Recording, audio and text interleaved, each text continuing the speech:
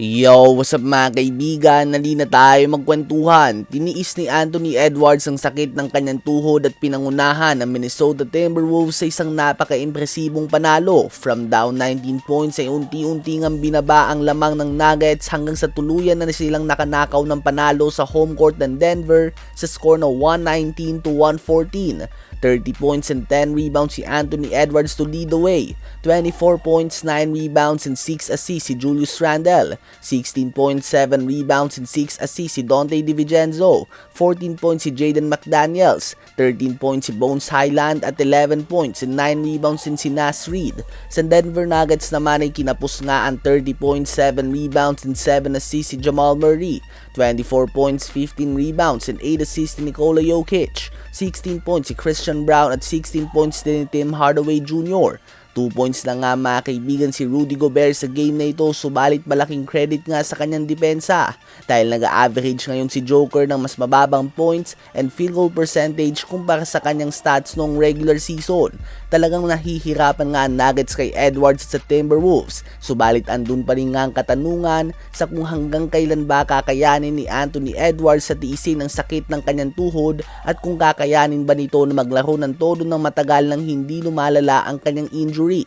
Ano ba masasabi niyo tungkol dito? Ngayon ay tumungo naman tayo kay Victor Wembanyama. Opisyal ng pinangalanan si Wemby bilang ang Defensive Player of the Year winner sa season ng 2025-2026 ng NBA. Siya nga ang pinakabata sa history ng liga na nanalo ng award na ito at si Wemby lang din ang tanging unanimous winner. Ibig sabihin sa 100 media voters ay lahat si Wemby ang kanilang binoto para sa nasabing award.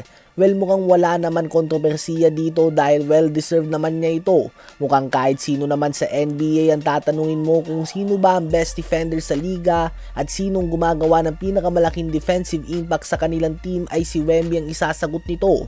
22 years old si Wemby ngayon at siya nga ang pinakabatang nanalo ng award. Subalit kung tutusin ay rookie season pa lamang niya noong siya ay 19 years old pa lamang ay siya na dapat ang panalo sa award na ito kung hindi lang binigay kay Rudy Gobert at hindi nga nagsisinungaling dyan ang mga stats. Last season din nga siya pa din na naging leader sa blocks kahit na 46 games lamang nilaro niya. Kaya naman posible nga na for the next 10 years ay bawat taon siya talaga ang favorite na manalo ng award na ito as long as palagi niya maaabot ang 65 game minimum to qualify sa awards.